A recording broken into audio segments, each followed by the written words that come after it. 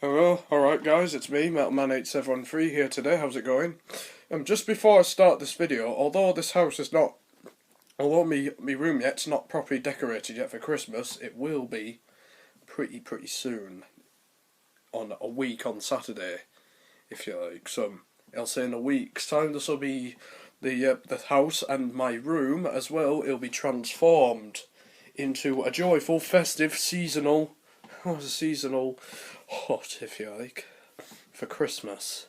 So yep, it'll be very totally festive, and I'm hoping, fingers crossed, that it snows outside as well. Possibly there have been weather reports, possibly that it could, but due to the weather phenomenon called El Nino, but we don't know yet. So yeah. Well, anyway, guys, although I have got Christmas videos coming up pretty soon before Christmas, in the form of me Christmas cover videos. That's one of them. Me Christmas college video, I will be doing that as well, and also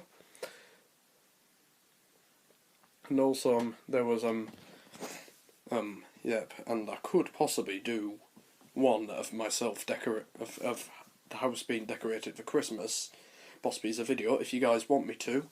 And anyway, also I figured for the first Christmas video of this year, the rest of them aren't going to be for another week. For this Christmas, this is going to be the first Christmas video. Well, I'm most certain it will be, because yep. Well, anyway, guys, in this video, I am going to be doing the history of a magazine which is certainly very famous for its Christmas covers, and called Radio Times. I'm here.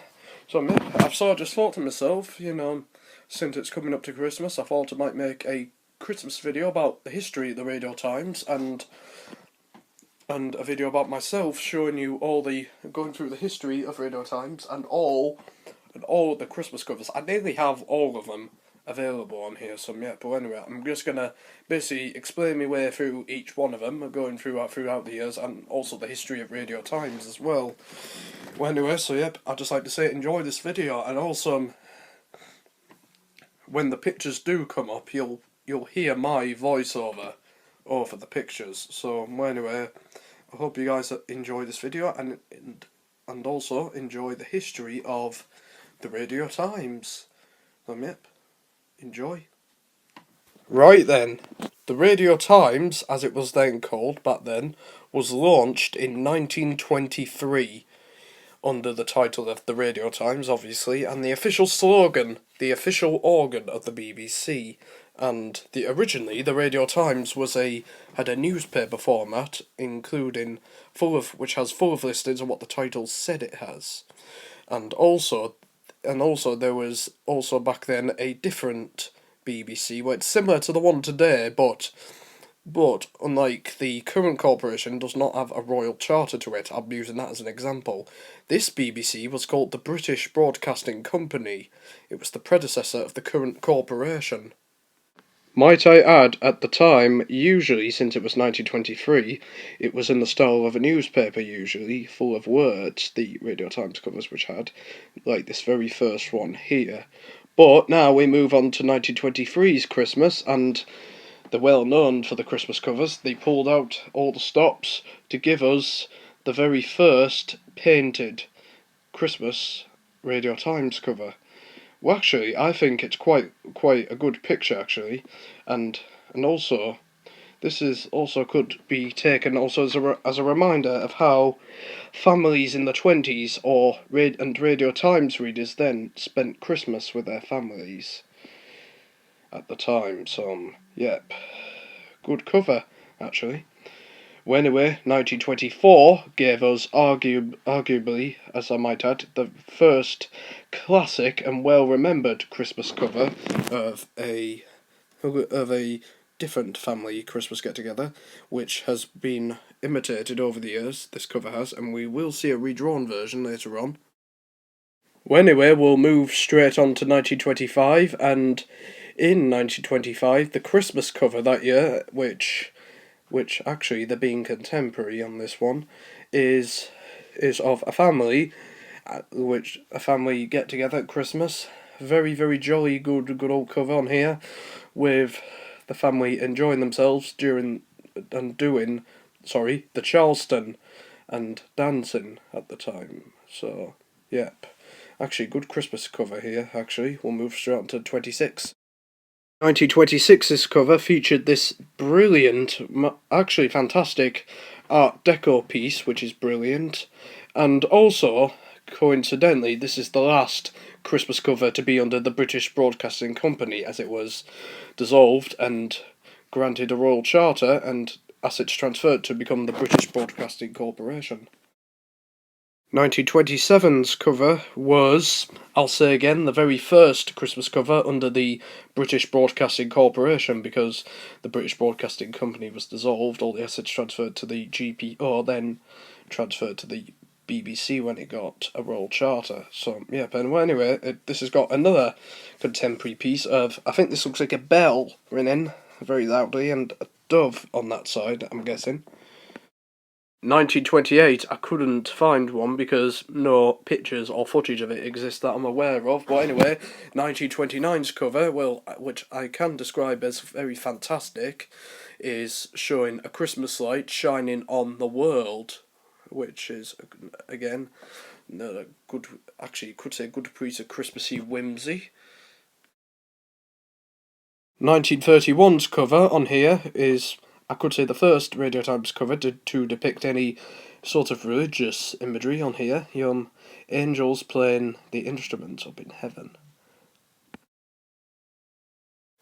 1932's Christmas cover depicted this, actually, quite, I think I could say quite lovely, like tinselly effect, Christmassy whimsy of Christmas activities at the time, which I could say that's what I could describe it as. 1933 gave us a transmitting station by day and by night, which I'm also guessing this could be the 10th anniversary Christmas issue as well. So, yep. 1934's Christmas cover, I could say I could described as a bit of Middle Eastern Christmassy religious whimsy. I could say, I'm guessing it could be the three kings riding on camels, part of the Bible story.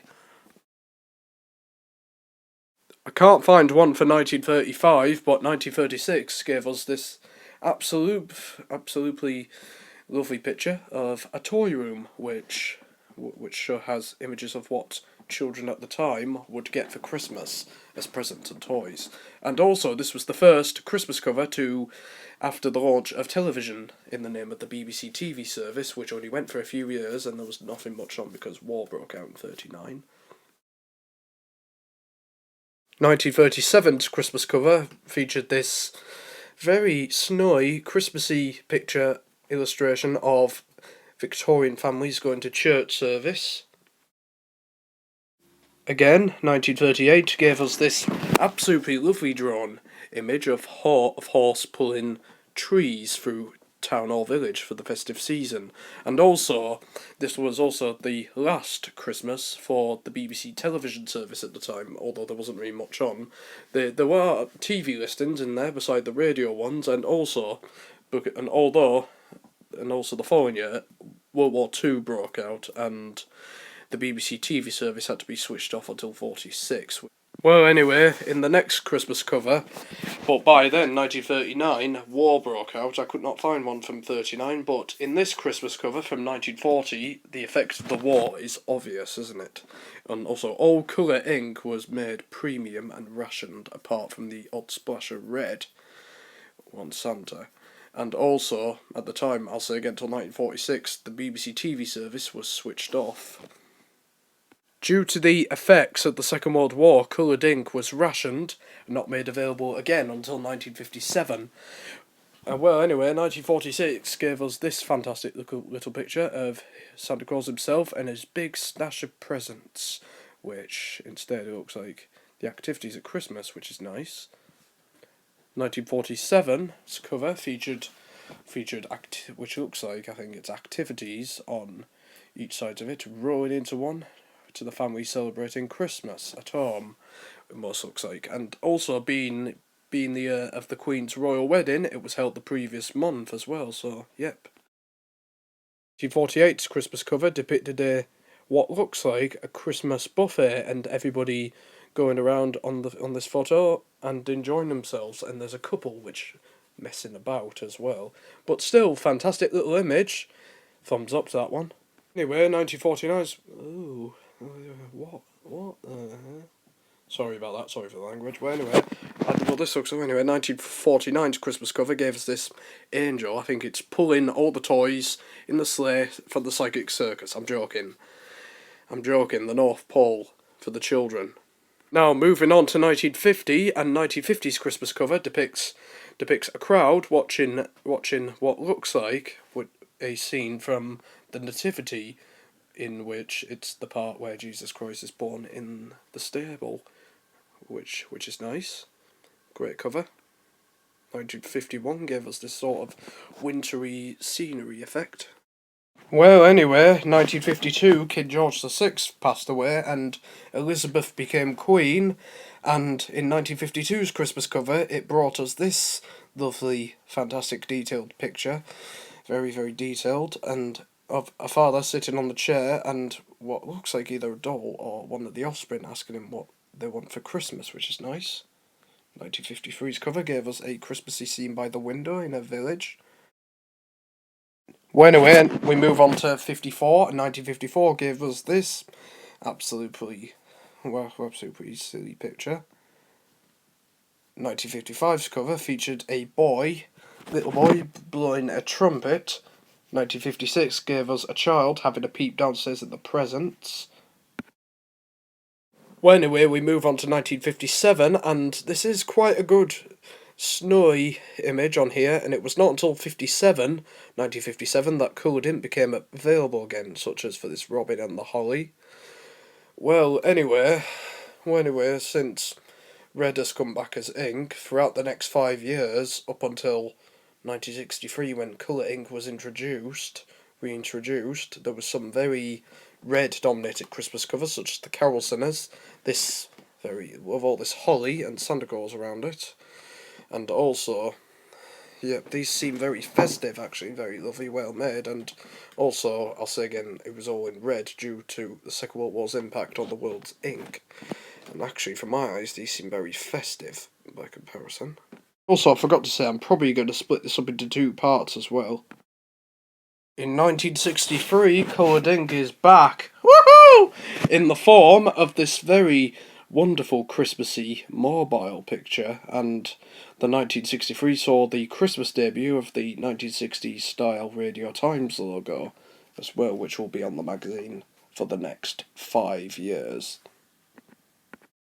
The next year, 1964, did a similar approach to 63, and 1964's cover, which I think features, it could be a stained glass window, and 1965, this has a sugar plum fairy, which looks like, I can't see it on here, it could be descending the staircase, and this is also the first Christmas issue of 4 to have Christmas Radio Times as its official name.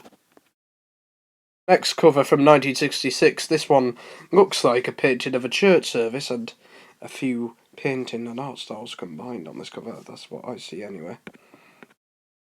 Well, anyway, 1967's cover gave us this, like sort of 1960s style photo of a sculpture which includes the 3 kings, a bauble, a Christmas tree, and also I can't see what's in the corner. Well, okay, I'm joking, it's a fairy in the corner. And well, anyway, now we move on to 1968. 1968's Christmas cover featured a photograph of a bauble with a galaxy of stars in here, including Ken Dodd, Cilla Black, Lulu, Morecambe and Wise, and there's the clown again from the Psychic Circus. No, I'm joking, I don't know where he came from.